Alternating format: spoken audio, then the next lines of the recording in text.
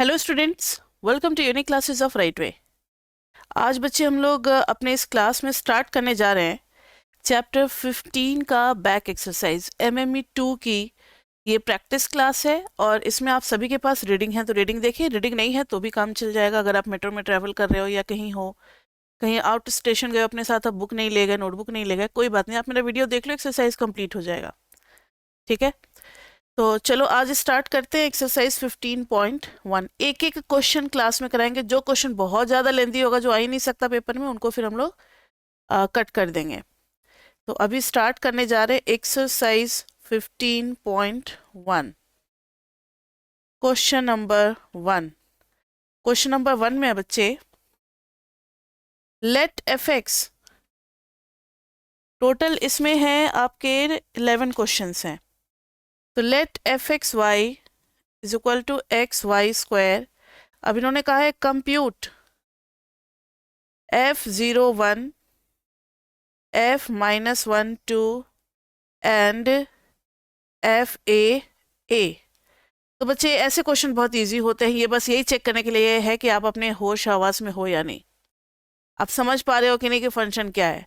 अब जो बिल्कुल ही अपने होश में नहीं होंगे वो कहेंगे ये क्या है, कुछ भी, ये गाना गा देंगे या कुछ भी कर देंगे। मतलब नहीं तो इकोनर्स के बच्चे ये क्यों नहीं कर लेंगे। देखो तो जरा, f(0, 1), तो x की जगह 0 डाल देना है, y की जगह क्या डाल देना है, 1 डाल देना है। So simple. तो यहाँ पर हम लोग देखो ना, xy² था तो 0 इंटू 1 का स्क्वायर, तो 0 इंटू एनीथिंग इज 0। फिर f(-1, 2) निकालेंगे तो -1 इंटू 2 का स्क्वायर, 2 का स्क्वायर इज 4 तो -4। फिर f(a), तो a इंटू a², ये आ गया a³। ठीक है, ये हो गया question number 1। Now coming to question number 2। समझ में आ रहा है सभी को क्वेश्चन नंबर 1? ठीक है, क्वेश्चन नंबर 2, लेट अगर आपके पास रफ नोटबुक है या कुछ भी है, कुछ रफ पेजेस होंगे या फेयर में ही आप कर सकते हो साथ साथ।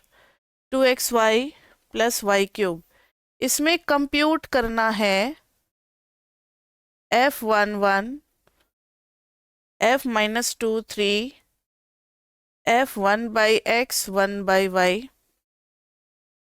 फिर निकालना है f(x plus hy minus f(xy upon h), and क्योंकि ये सब ना लिमिट में काम आता है इसलिए x y plus k minus f(xy upon में k। तो ये जो दो बड़े बड़े हैं ना लास्ट वाले, इनके बारे में हम कुछ बताएंगे। पहले जो छोटे छोटे हैं उनको सॉल्व कर लें। f(1, 1) क्या हो जाएगा बताओ। 3 इंटू एक्स की जगह भी 1 और y की जगह पे भी 1, तो 1 का square minus 2 into 1 into 1 plus 1 का क्यूब, ये आ गया 3 माइनस 2 प्लस 1, 4 माइनस 2 2 आ गई। अब करेंगे f ऑफ -2 एंड 3, 3 इंटू -2 का स्क्वायर -2 इंटू -2 इंटू 3 प्लस 3 का क्यूब, ये कितना आ गया, 4 3 जा 12, 2 2 जा 4, 4 3 जा 12, प्लस 3 3 जा 9, 3 जा 27। आप अपना कैलकुलेट कर लेना। f ऑफ 1/x और 1/y, तो कुछ नहीं करना बच्चे, जहाँ जहाँ x है वहाँ 1/x, जहाँ जहाँ y है वहाँ 1/y पुट करना है। 3 इंटू 1/x का होल स्क्वायर फंक्शन देख रहे हो ना, 2 इंटू एक्स की जगह 1/x, y की जगह पे 1/y प्लस 1/y का क्यूब। बस थोड़ा सा और सिंप्लीफाई कर लो, 3/x² minus 2/xy plus 1/y³। अब है ये चीज, इसके बारे में जरा देखो, ये होता क्या है, f(x plus h, y) minus f(xy upon में h। आप कुछ ध्यान दे रहे हो इसमें? कहोगे मैम ध्यान क्या देना है। तो इन्होंने क्या किया, पहले तो एक्स वाई पे वैल्यू निकाली। अब खाली x में इंक्रीमेंट हुआ है, y में नहीं हुआ है।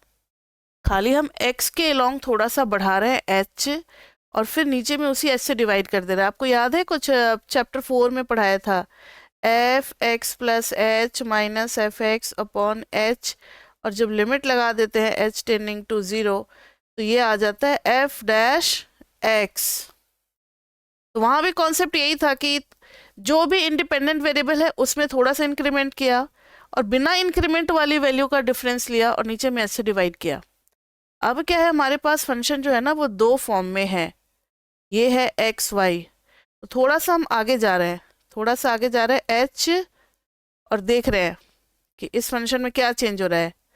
तो ये है नई वाली वैल्यू, ये है एफ एक्स प्लस एच, और वाई, वाई में कोई चेंज नहीं हुआ है, वो आपको दिख नहीं रहा है। ये जेड एक्सिस है, सपोज करो ये एक्स है और वाई नहीं दिख रहा है, तो खाली एक्स में इंक्रीमेंट हो रहा है, वाई में नहीं। और अगर इस पे आप लिमिट लगा दोगे जो चेंज है एच टेंडिंग टू जीरो, तो ये किसका एक्सप्रेशन हो जाएगा, ये हो जाएगा एफ एक्स डैश का एक्स वाई पे। समझ में आई बात? सिर्फ x में इंक्रीमेंट हुआ है तो ये x वाला डेरिवेटिव होगा, जब y में इंक्रीमेंट होगा तो वो y वाला डेरिवेटिव होगा। कंडीशन क्या है कि जो भी इंक्रीमेंट वाली वैल्यू है उसमें से बिना चेंज वाली वैल्यू मतलब फिक्स्ड वैल्यू को माइनस करेंगे और फिर इंक्रीमेंट को नीचे रेशियो में लेंगे। ये स्लोप होता है पार्शियल डेरिवेटिव, इसका आ जाएगा एफ एक्स डैश। तो एक्चुअली में ये एफ एक्स डैश निकलवाना चाह रहे हैं, तो एफ एक्स डैश आ जाएगा आपका, निकालो ना, f x plus h y डालोगे इस फंक्शन के लिए, तो 3x²। एक बार फंक्शन को लिख दे, फंक्शन है, काफ़ी स्क्रीन पीछे चला गया, 3x² plus 2xy plus y³, plus नहीं है माइनस है, आप लोग कुछ बोलते ही नहीं हो बच्चे। अब देखो एफ एक्स डैश निकालेंगे तो f x plus h y, मतलब जहाँ जहाँ x है वहाँ वहाँ x प्लस एच डालना है। तो 3 × x प्लस एच का होल स्क्वायर माइनस 2 × x की जगह x प्लस एच, y की जगह y, और प्लस y³, ये हो गई किसकी value, f x plus h, और y की वैल्यू हो गई। अब इसमें से माइनस करेंगे एक्स वाई, तो एक्स वाई तो सेम टू सेम रहेगा, इसी को कर देते हैं same to same, f x y तो यही है। नीचे में क्या आ गया बताओ, एच आ गया।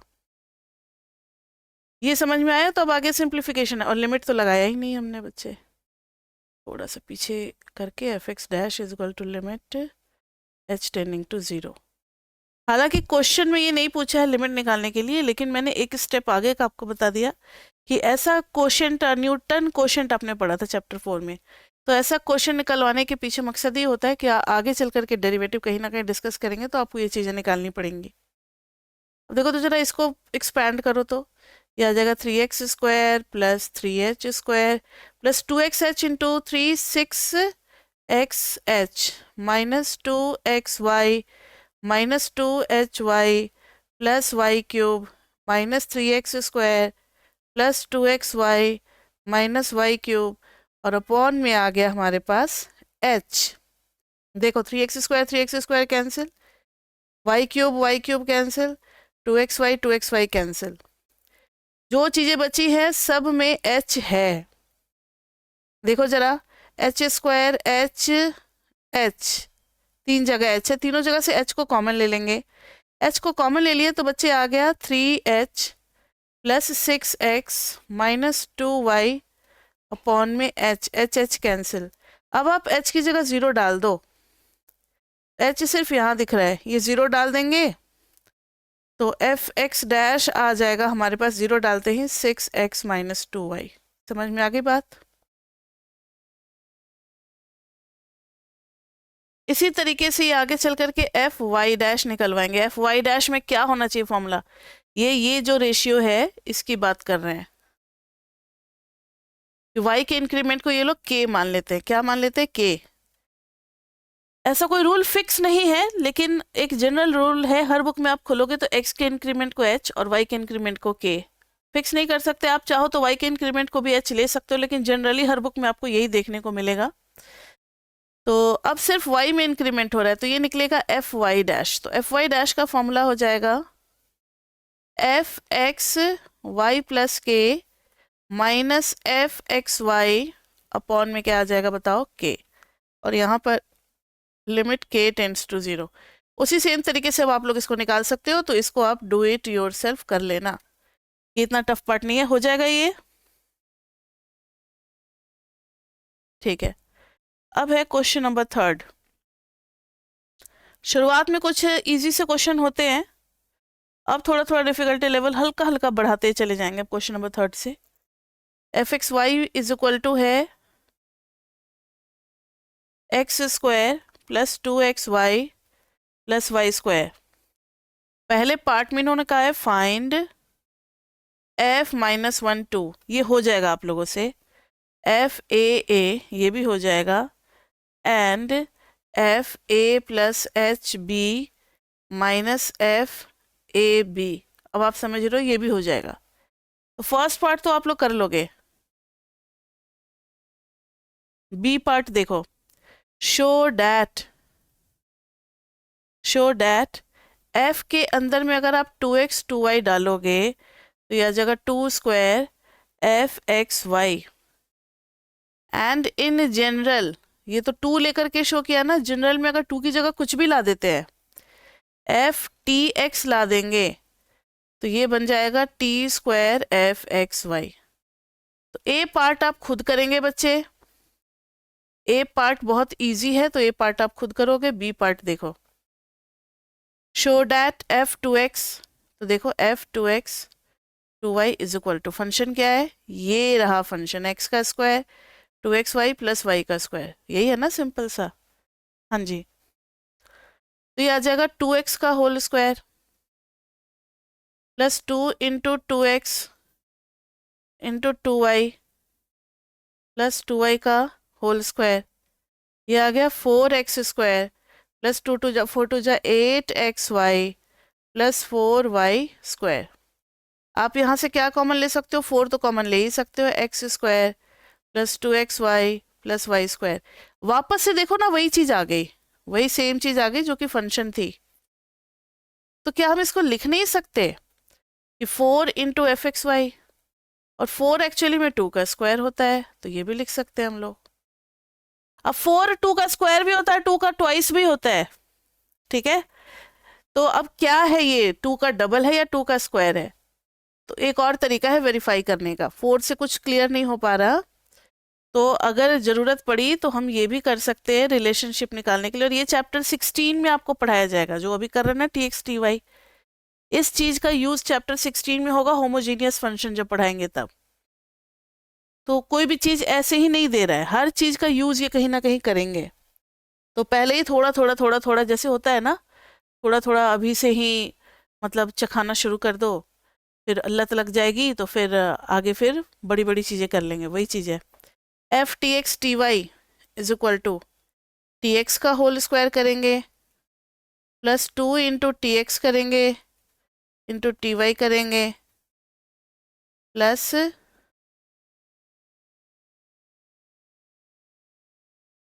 हाँ जी, मेरा वो पेन जो है वो रुक गया था, tx का square plus 2 tx ty plus ty का होल स्क्वायर।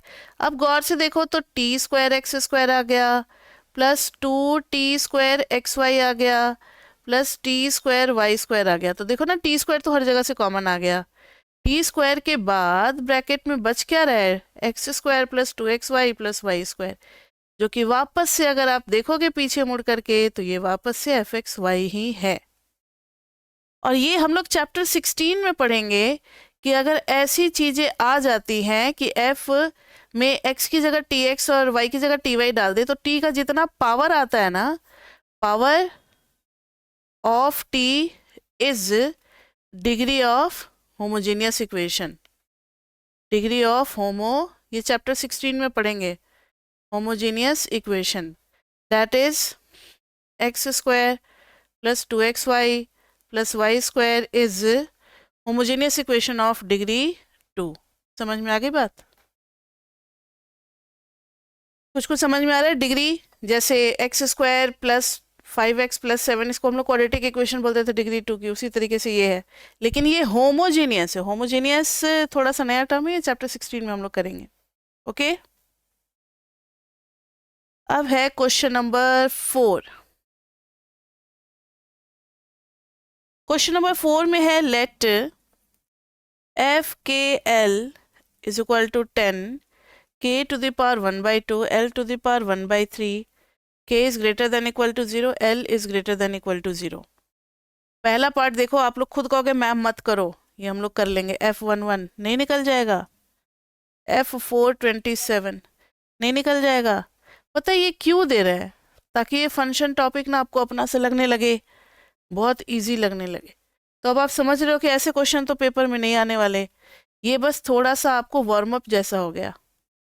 जैसे हम कोई एक्सरसाइज करने जाते हैं, अगर वेट ट्रेनिंग वगैरह करते हैं तो पहले थोड़ा सा वार्म अप कराया जाता है। वो प्रॉपर एक्सरसाइज नहीं होती, प्रॉपर एक्सरसाइज कुछ और ही होती है। तो ये सब छोटे छोटे वार्म अप है कि आप समझ जाओ कि आप किस फील्ड में काम कर रहे हो, फंक्शन के फील्ड में काम कर रहे हो। तो ये ए पार्ट आप खुद कर सकते हो।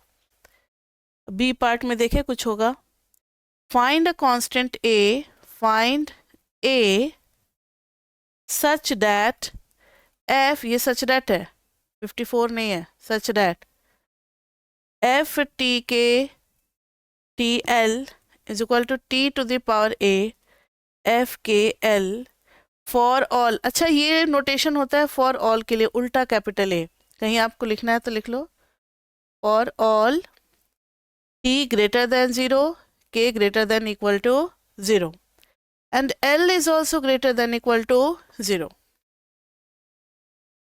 मतलब टी भी पॉजिटिव है, मतलब नेगेटिव तो हो ही नहीं सकता और जीरो नहीं हो सकता। टी के जीरो हो सकता है लेकिन नेगेटिव नहीं होगा। L is also 0 and greater than 0।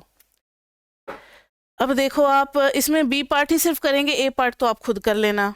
B part में है एफ टी के, वही पिछले वाले जैसा है, कुछ नई बात तो है नहीं। इसमें पुट करेंगे 10, के की जगह पे टी के, एल की जगह पे टी एल, तो ये आ जाएगा 10 t to the power half, k to the power half, t to the power 1/3, l to the power 1/3 is equal to 10। T का पावर कितना हो गया उसको बाहर ही निकाल लेते हैं ना। टी का पावर मल्टीप्लाई हो रहा है तो 1/2 plus 1/3 is equal to 3 2 6, 3 plus 2 ये आ गया 5/6। तो टी का पावर आ गया बच्चे 5/6, फिर 10 के to the power half, L to the power 1/3। तो टी का जो पावर आया, अगर आप इसको गौर से देखो, अब आप कहोगे कि मैम आपने 10 को अंदर क्यों लिया? क्योंकि हमारे फंक्शन में 10 है बच्चे, ये देखो ना, 10 भी है, के का पावर हाफ भी है, एल का पावर 1/3 भी है। 10 भी है, के का पावर हाफ भी है, एल का पावर 1/3 भी है, इसलिए लेंगे हम लोग। और ये वापस आ जाएगा एफ के एल। तो बताओ ना, टी का पावर ए है, सो ए इज इक्वल टू कितना मिला हमें? 5/6 मिला। तो था पिछले ही क्वेश्चन जैसा, बस थोड़ा सा इसमें क्या कर दिया, ए लिख दिया और ए फाइंड आउट करो। काम तो वही किया हम लोगों ने। अब बारी है क्वेश्चन नंबर 5 की। ये थोड़ा लेंदी है, इसलिए शुरुआत में जो लैंग्वेज है वो हम बोल रहे हैं, आप ध्यान से सुनना।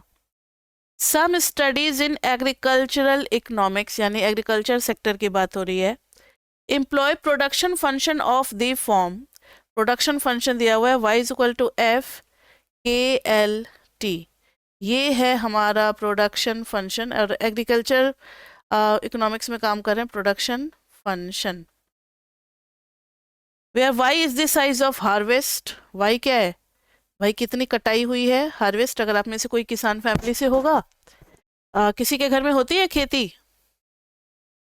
दिल्ली वाले लोगों के तो घर में नहीं होगी, लेकिन अगर आपका यूपी, बिहार, एमपी, ये सब, राजस्थान, ये सब जगह अगर कहीं होगा, पेरेंटल होम होगा, तो वहाँ पे जरूर खेती होती होगी। किसी को पता है कटाई वटाई, हार्वेस्ट? चलो कोई बात नहीं। तो वाई हो गया हार्वेस्ट। अब है आगे, कहाँ गया कहाँ गया, हाँ, के है कैपिटल इन्वेस्टेड।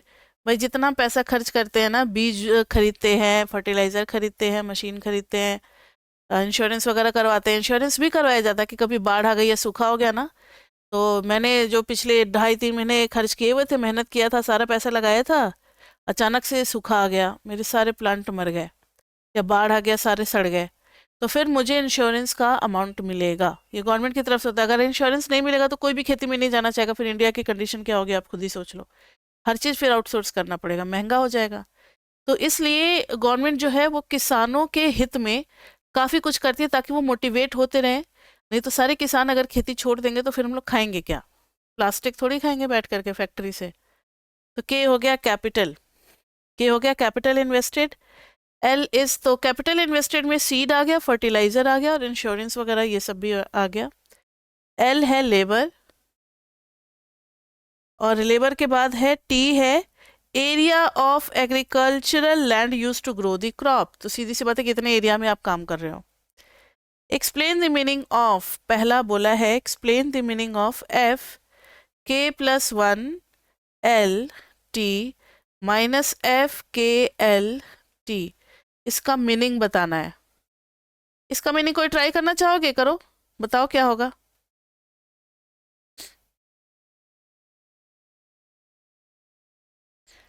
नहीं समझ में आ रहा क्या मीनिंग होना चाहिए? कुछ भी ट्राई करो, गलत हो सही हो कुछ भी हो, जो आपको देखने से। कितना इंक्रीज हुआ है? तो 1, ठीक है। कैपिटल में इंक्रीज हुआ तो क्या हो गया? लॉस हो गया हमारा। यस मैम, मतलब इतना भी कॉन्फिडेंस नहीं है कि इनपुट का कोई फैक्टर बढ़ेगा तो हमेशा प्रोडक्शन बढ़ता है तो लॉस कैसे होगा। ठीक है, ये तो मैंने चेक करने के लिए बोला, यहाँ ध्यान दो। कैपिटल में पहले था के, अब चेंज हुआ है K+1, बाकी में कोई चेंज नहीं है, L और T सेम है। यानी ये इंक्रीज इन प्रोडक्शन ही लिखेंगे वर्ड, इसमें कोई कंफ्यूजन नहीं है कि डिक्रीज होगा या इंक्रीज होगा। भाई हम कोई भी इनपुट फैक्टर बढ़ाएंगे तो प्रोडक्शन इंक्रीज ही होता है। लास्ट क्लास में हमने प्रूव भी किया था, MPL और MPK, याद है ना। तो ये जो है इसको लिखेंगे it is increase in production, increase in production when capital increases by 1 unit। और एक और चीज लिखेंगे, capital increases by 1 unit keeping labour and land fixed. मतलब लेबर और लैंड में कोई चेंज नहीं किया, ये भी लिखना जरूरी है। आप ये नहीं कि मैम ये तो पता ही है, पता ही ऐसे नहीं होगा, ये लिखना होगा तभी पार्शियल स्टडी होती है। ठीक है, नहीं तो फिर यही फंक्शन हो जाता, FK+1 माइनस FK। तो इसमें भी तो कैपिटल 1 से इंक्रीज हुआ, इसका डिफरेंस। तो इस दोनों में डिफरेंस बेसिकली ये है कि यहाँ पे फंक्शन सिर्फ कैपिटल पे डिपेंड कर रहा है, यहाँ फंक्शन और भी वेरिएबल पे डिपेंड कर रहा है ऊपर वाले में। समझ में आ रही है बात? इसलिए लेबर और लैंड के बारे में भी मेंशन करना जरूरी है। अब B part, many studies assume that F is Cobb Douglas, what form does F then have. अगर F कॉब-डॉगलेस होगा तो F का कैसा फॉर्म होगा? तो बच्चे F के, ये मैंने बताया हुआ है आपको फॉर्म, क्या लिखते हैं? A K⁴ L⁴ B T⁴ C, where A, B, C lies between 0 to 1 such that in ideal situation A plus B plus C is equal to 1। ये होगा फॉर्म हमारा। C part, if F is Cobb-Douglas, find F TK TL TT। what form does F then, नहीं, expressed in terms of T and F, मतलब simple सी बात है, यही निकालना है। तो क्या करोगे? A T K⁴ TL B T⁴C, यह आ जाएगा A T⁴A plus B plus C K⁴A L⁴ B T⁴C। ये हो जाएगा A T⁴1 हो जाएगा, फिर KALBTC।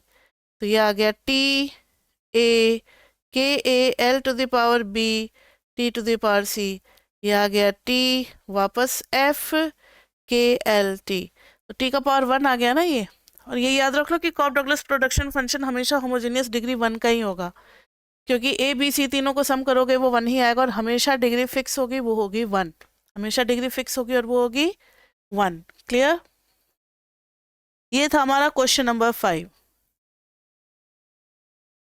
Next is question number 6। 5 समझ में आया?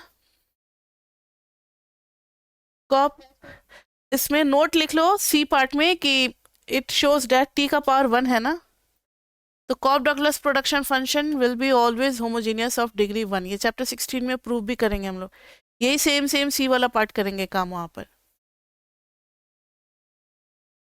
6, a study of milk production found that y is equal to milk production का है ये model, x1 to the power 0.015 x2 to the power 0.250, x3 to the power 0.350, x4 to the power 4.08, x5 to the power 0.030, where y is the output of milk.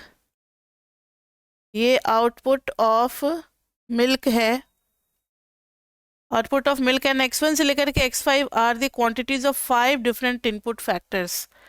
अब कहोगे कि भाई दूध के लिए, मिल्क प्रोडक्शन के लिए क्या क्या इनपुट होंगे।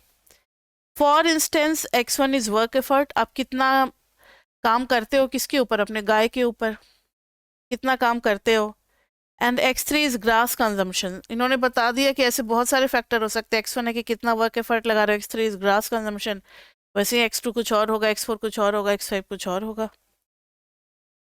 अब इन्होंने ए पार्ट में पूछा है कि अगर सारे फैक्टर को डबल कर दिया जाए, if all the factors of production were doubled, यानी x1 को भी 2x1 कर दिया, x2 को भी 2x2 कर दिया, x3 को भी 2x3 कर दिया, सबको ट्वाइस ट्वाइस कर दिया, what would happen to y।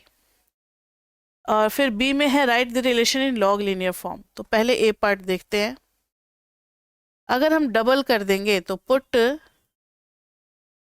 2x1, 2x2, 2x3, 2x5 in place of x1, x2, x3, x4, x5, क्योंकि सब डबल हुआ है तो y आ जाएगा 2.90। ध्यान देना 2x1 टू द पावर 0.015, फिर 2x2 to the power 0.250, next is 2x3 to the power 0.350, next is 2x4 0.408, next is 2x5 to the power 0.030। तो y इज इक्वल टू आ गया 2.90। 2 का पावर कितना हो गया, देखो 2 का पावर हर जगह से निकलेगा, एक तो यहाँ से भी, यहाँ से भी, यहाँ से भी, यहाँ से भी और यहाँ से भी, हर जगह से 2 निकलेगा। तो 2 का पावर हो जाएगा 0.015 प्लस 0.250 प्लस 0.350 प्लस 0.408, कोई निकालो तो जरा इसको कितना आ रहा है। और उसके बाद से बचेगा x1, x2, x3, x4, x5, और इनके पावर भी तो होंगे। रुक जाओ, आप समझ ही रहे हो क्या कहना चाह रहे हैं। वापस से यही चीज़ बचने लगेगा ना, x1 to the power 0.015, x2 to the power 0.250, dash dash dash x5 to the power 0.030। तो जरा देखना ये पूरी चीज और 2.90 कितना हो जाएगा, ये हो जाएगा हमारा वापस से y, ओल्ड y। इसको न्यू लगा दो, न्यू, डबल होने के बाद न्यू, y न्यू, ये है ओल्ड y हो गया, पुरानी वाली। और 2 का पावर कितना आया, किसी ने ऐड नहीं किया, इन पांचों को ऐड करके क्या आ रहा है 1.05, 1.05, 1.05 आएगा या 1 ही आएगा, एक मिनट रुक जाओ, ऐड कर ही लेते हैं, क्योंकि 1 आएगा तो आसान हो जाएगा ना, कहेंगे प्रोडक्शन भी डबल हो गया, हर फैक्टर को डबल करने से प्रोडक्शन भी डबल हो गया। ये कॉब डॉगलस टाइप का होगा, देखते हैं। 0.015 प्लस 0.250 प्लस 0.350 प्लस 0.408 प्लस 0.030, 1.053। हाँ जी बच्चे, ये 1 नहीं आया तो हम कहेंगे कि प्रोडक्शन इतने टाइम से बढ़ जाएगा। तो लिखेंगे production will increase by 2.1053 times, इतना टाइम्स जो है प्रोडक्शन वो बढ़ जाएगा। अब बच्चे बी पार्ट में बोला है write the relation in log linear form, यानी जो फंक्शन है उसको लॉग लीनियर फॉर्म में लिखना है। लॉग लीनियर फॉर्म का मतलब क्या होता है, जैसे देखो y इज इक्वल टू है 2.90, थोड़ा सा जगह छोड़ते क्योंकि log b लेंगे।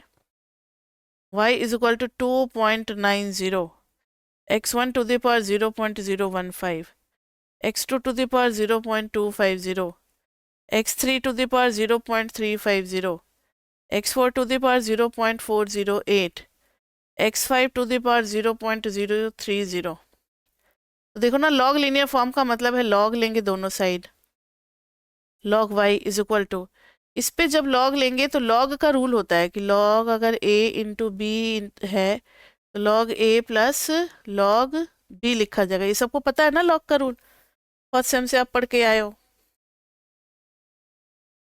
तो ये हो जाएगा लॉग 2.90 प्लस, नेक्स्ट टाइम इसका लॉग लेने जाएंगे लेकिन इसमें ये चीज़ है पावर में, तो ये चीज़ नीचे आ जाएगा 0.015 into log of x1। Same इसके साथ भी होगा, ये चीज़ नीचे में चलाएगा 0.250 into log of x2 plus 0.350 into log of x3 plus 0.408 into log of x4 plus 0.030 into log of x5।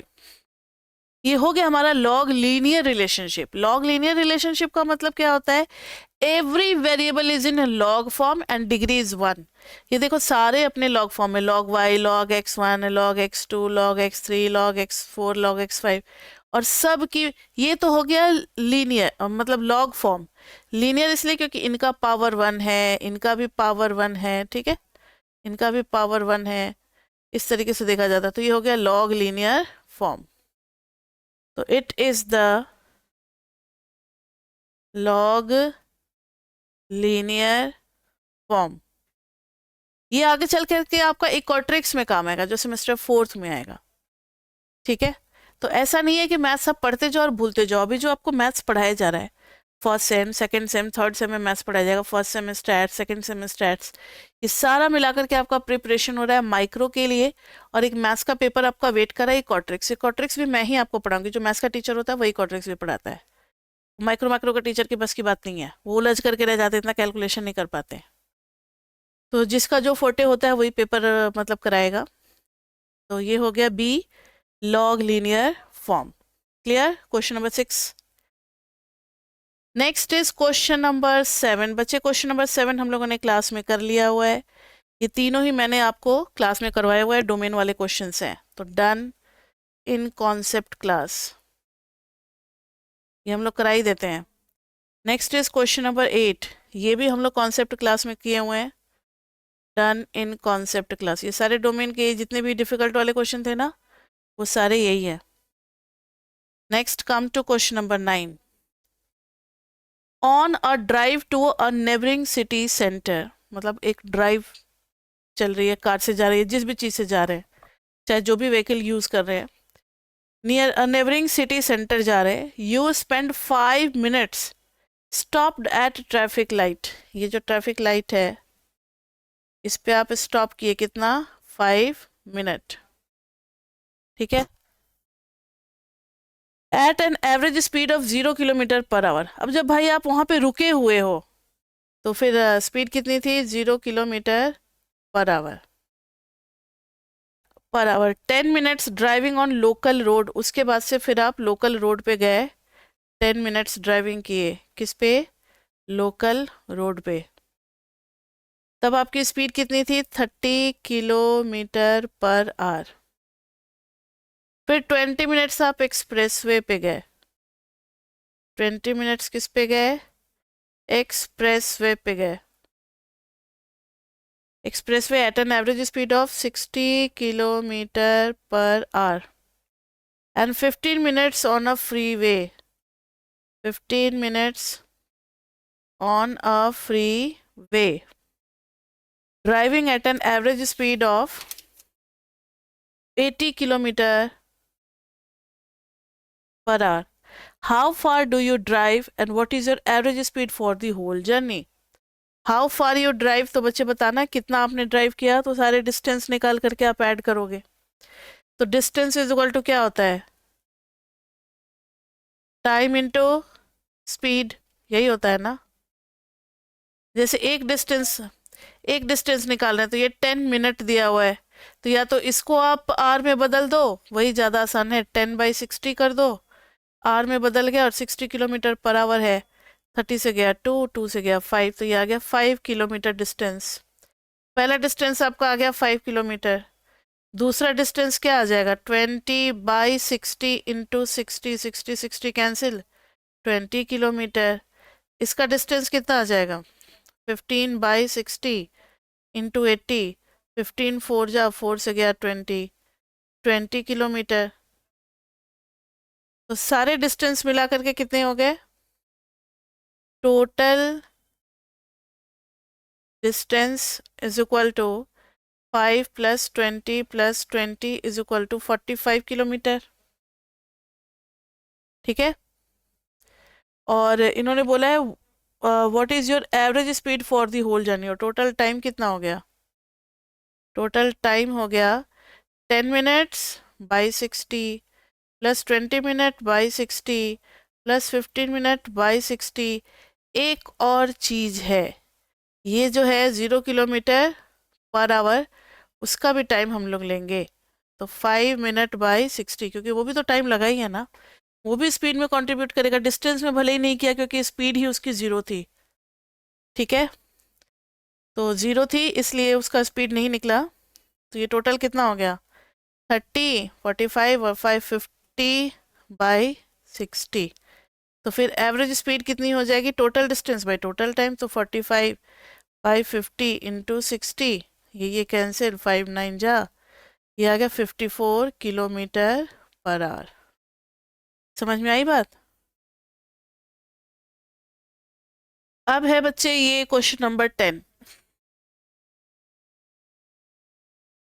Question number 10 में है, सपोज दैट एन मशीन है हमारे पास, A1 A2 dot dot dot dot AN produce the same product in the time span T।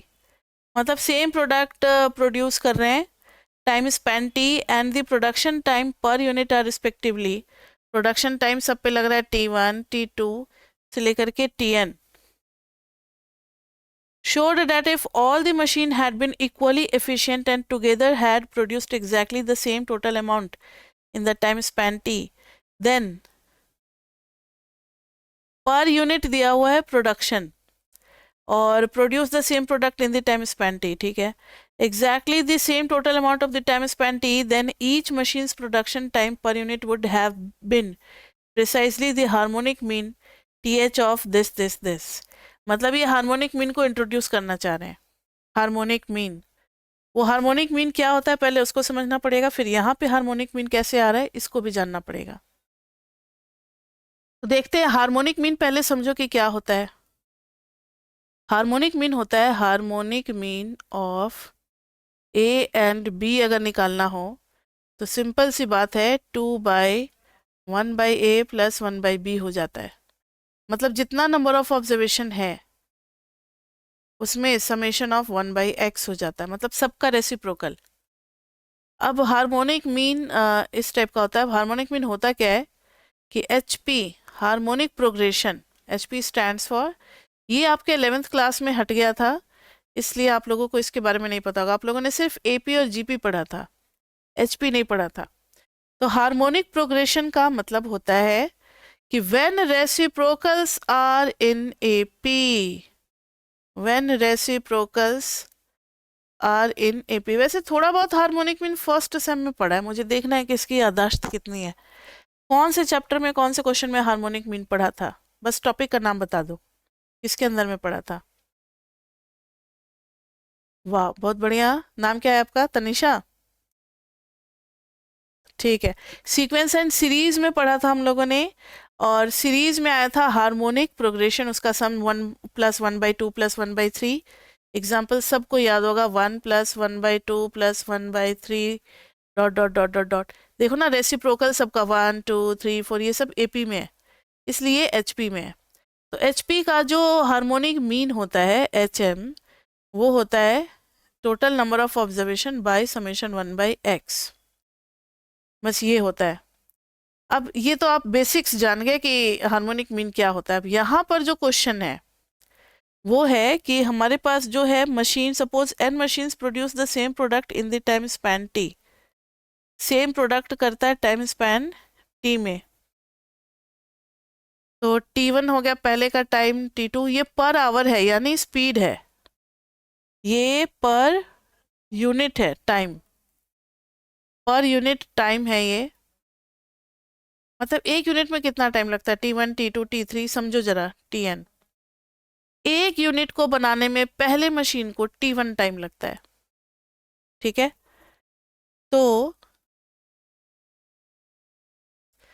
तो एक second में कितना बनाएगा, तो लिखेंगे इन 1 सेकेंड, 1 सेकेंड में पार्ट ऑफ प्रोडक्शन कितना होगा, भाई कितना काम कर रहा है वो 1 सेकेंड में। तो भाई एक यूनिट t1 में बना रहा है तो 1 सेकेंड में कितना होगा, 1/t1 काम होगा, 1/t2 होगा, 1/t3 होगा, लाइक दिस वे 1/tn होगा पर सेकेंड का। अब अगर टाइम स्पैन हमारे पास t है, टाइम स्पैन टोटल कितना है, t है, तो फिर सबका हम लोग एवरेज निकालेंगे। प्रोडक्शन टाइम पर unit would have been precisely the harmonic mean. Total amount of time कितना है, t है।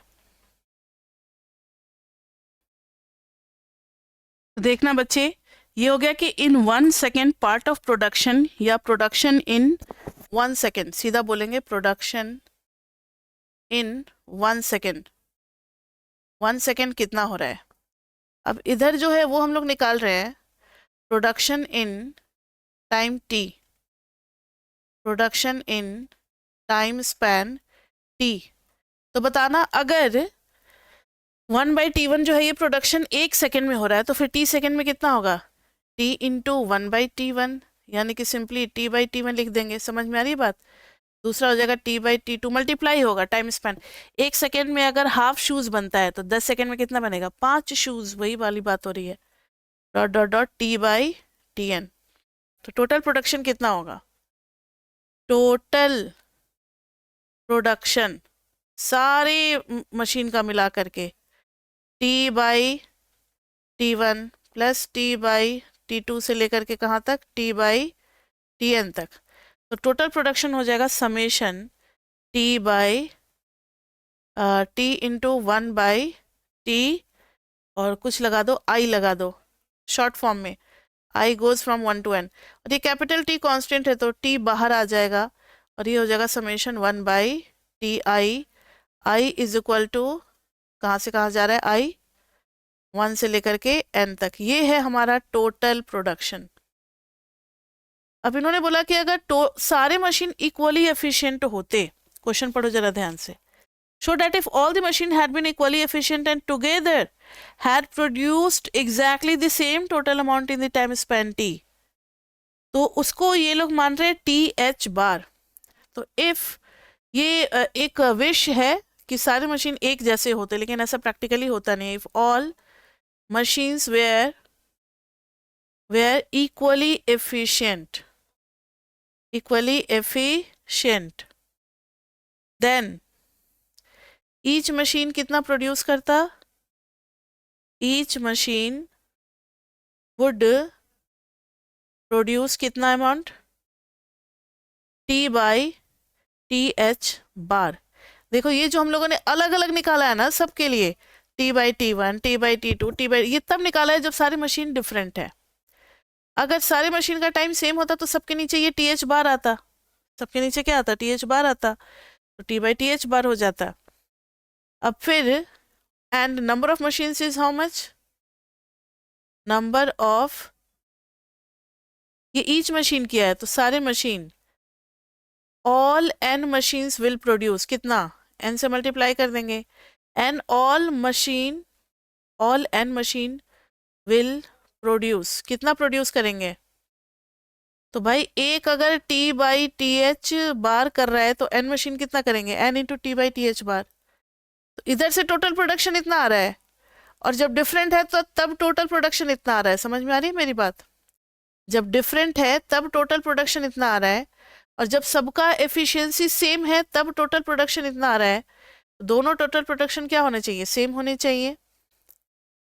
तो ऑल मस्ट बी सेम, मतलब इक्विलिब्रियम पे, चाहे सब इक्वली एफिशिएंट है या अलग अलग हैं, उस पे एट इक्विलिब्रियम कितना हो जाएगा, n into T by T H bar is equal to, क्या लिखेंगे बताओ, 1 by summation 1 by T I goes from 1 to n। अब टी एच बार की वैल्यू निकालनी है, यही तो है ना हार्मोनिक मीन एवरेज, तो टी एच बार उधर जाएगा, n अच्छा n इंटू टी रह जाएगा, इधर भी टी था ना, फिर आप लोग बोलते नहीं हो, हाँ ये टी था ना, t into summation, t t cancel ही कर दो, दोनों साइड है तो कैंसिल हो गया, तो अब कितना बच गया, n, ये n समेशन के ऊपर है इसलिए कैंसिल मत करना, n by summation 1 by T i, आ नहीं गया देखो तो हार्मोनिक मीन, तो टी एच बार का फॉर्मूला भी निकल गया, n by summation 1 by T i which is harmonic mean. ये तो मैंने आपको बता दिया था ना कि ये हार्मोनिक मीन है टी एच बार, लेकिन बुक में क्वेश्चन में ये दिया होता है कि टी एच बार जो है वो उस सिचुएशन में है जब सारे मशीन क्या है, इक्वली एफिशिएंट है, तो सबको टाइम टी एच बार ही लग रहा है, इक्वल टाइम। अब T1 T2 सबको टाइम नहीं लग रहा है, एवरेज टाइम सबको टी एच बार दे दिया। अब ये एवरेज एरिथमेटिक मीन भी हो सकता था, ज्योमेट्रिक मीन भी हो सकता था, हार्मोनिक मीन भी हो सकता था, हमें पता नहीं था। जब हम लोगों ने सॉल्व किया तो लास्ट में बच्चे फॉर्मूला ये वाला आ गया, और ये वाला किसका फॉर्मूला होता है, हार्मोनिक मीन का होता है। कैसे पता, अभी तो मैंने आपको बेसिक्स में पढ़ाया था कि हार्मोनिक मीन का फॉर्मूला होता है n by summation 1 by x, तो यहाँ भी तो वही है ना, डिफरेंट डिफरेंट जो टाइम है सबका रेसिप्रोकल का सम है, n में डिवाइड कर दिया गया उससे। क्लियर बच्चे?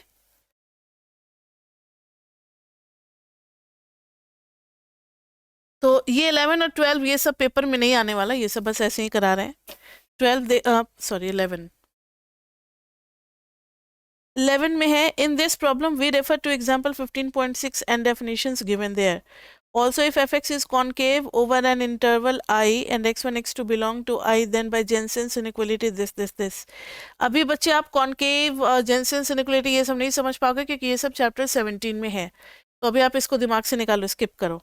इन्होंने बस एक फंक्शन दिया हुआ है f 1 by n x1 plus x2 से लेकर के xn, मतलब सबका सम करके बाई n, ये अरिथमेटिक मीन है, ये am है।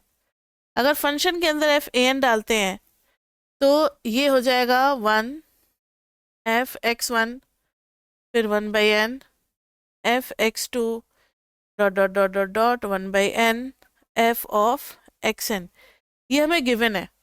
पता है बच्चे इसको क्या बोलेंगे और इसको क्या बोलेंगे, इसके लिए एक टर्म यूज करेंगे, फंक्शन ऑफ एरिथमेटिक मीन, मतलब फंक्शन के अंदर में एरिथमेटिक मीन डाला गया और इधर फंक्शन की वैल्यूज डिफरेंट है बच्चे, और उनका एरिथमेटिक मीन निकाला गया, यानी am ऑफ फंक्शन वैल्यूज, दोनों में फर्क है, ठीक है।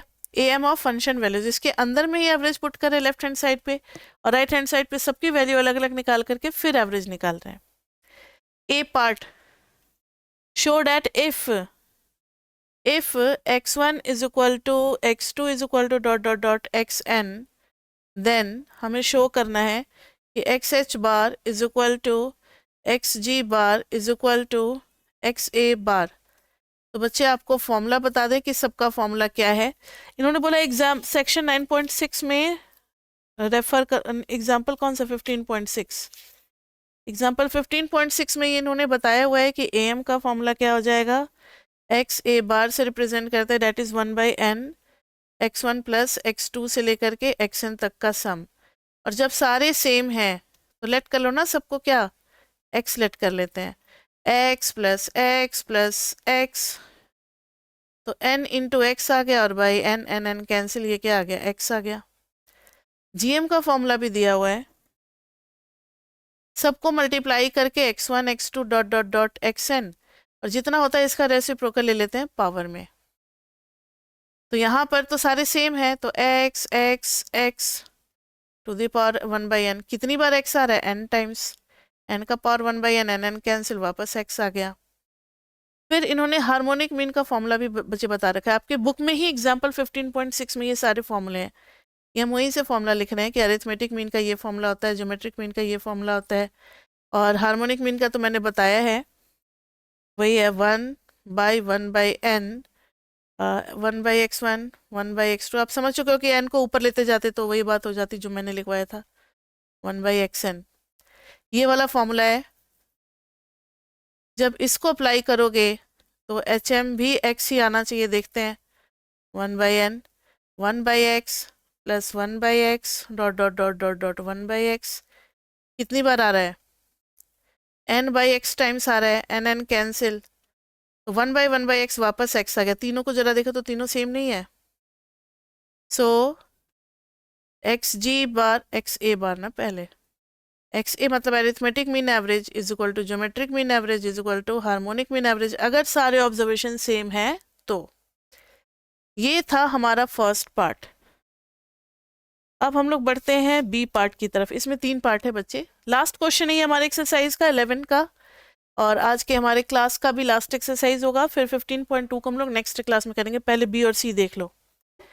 Late F X is equal to ln x, then f is concave on 0 to infinity। भाई ln x का थोड़ा बहुत कनकेव कॉन्वेक्स तो हमने किस में पढ़ा हुआ है, फर्स्ट सेम में पढ़ा हुआ है। तो सिंगल वेरिएबल में तो हम लोग को पता है ln x, जब हम लोग ग्राफ बनाते तो ln x का कुछ ऐसा ग्राफ बनता है और ये कॉन्केव होता है। और अगर नहीं पता तो आप ऐसे भी देख सकते हो कि F X is equal to, अगर ln x है, f डैश x करेंगे तो 1/x, f double dash x करेंगे तो -1/x², जो कि हमेशा नेगेटिव आने वाला है, तो कॉन्केव। समझ में आ गया, ये फर्स्ट सेम में पढ़ा हुआ है। शो डैट, तब हमें शो करना है, show that xg bar is less than equal to xa bar by using, इसको इक्वेशन कुछ माना है जो गिवन है हमें, दिस इज 1, इसको इक्वेशन माना है यूजिंग 1। तो कुछ नहीं करना, बस बच्चे हमें उसमें पुट कर देना है। 1 में क्या था कि f ऑफ जेनसेन्स इनइक्वालिटी है, f के अंदर में जब आप 1/n और x1 x2 dot dot dot dot dot xn जब पुट करोगे तो ये आएगा 1/n f of x1 1/n f of x2 से लेकर के 1/n f ऑफ xn तक। अब F X is equal to ln x है, ln x है, तो इधर हो जाएगा LHS में ln of 1/n x1 plus x2 से लेकर के कहाँ तक, xn तक। ये LHS में आ गया। अब देखो इसमें पुट करोगे तो 1/n यहाँ पे हो जाएगा ln x1, 1/n इधर क्या हो जाएगा ln x2 से लेकर के 1/n ln xn तक जाएंगे। तो अभी LHS को रहने दो, खाली RHS को सॉल्व कर रहे हैं। तो ये हो जाएगा ln x1,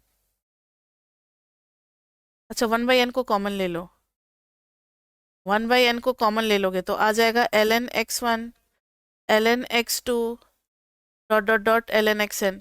और देखो थोड़ा सा LHS में भी काम कर ही लेते हैं। LHS में क्या काम करेंगे, ये अंदर की जो चीज़ है ये है am, तो यहाँ पर हम लोग लिख देंगे ln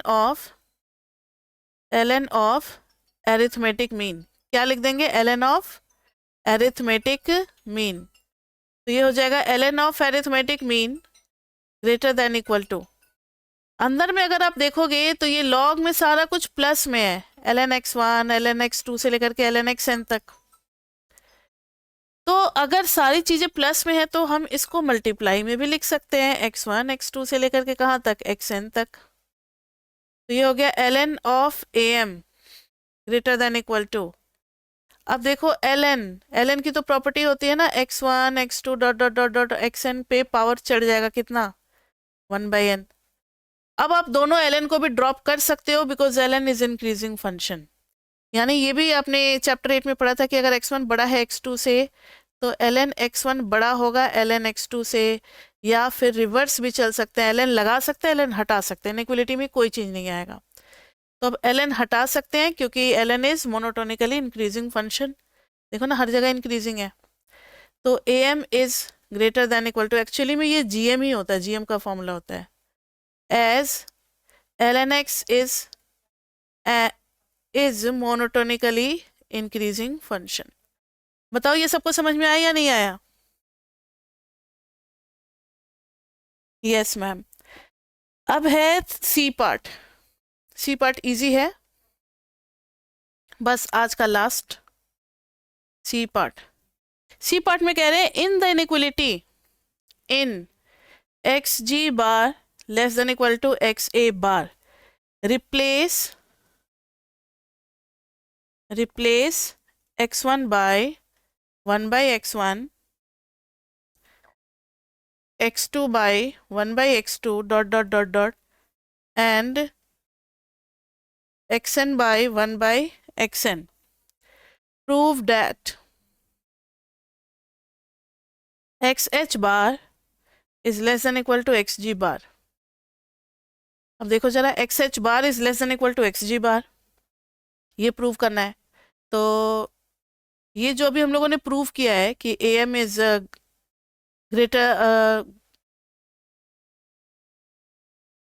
greater than equal to gm, तो gm में पुट करेंगे x1 x2 डॉट डॉट, इधर gm को पहले ले लिया तो छोटा कर दिया, कोई बात नहीं। 1 by n is less than equal to x1 plus x2 से लेकर के xn by n। अब इसमें हर जगह रिप्लेस कर देना है, 1 by x1, 1 by x2, 1 by xn to the power 1 by n। समझ में आ रही है बात?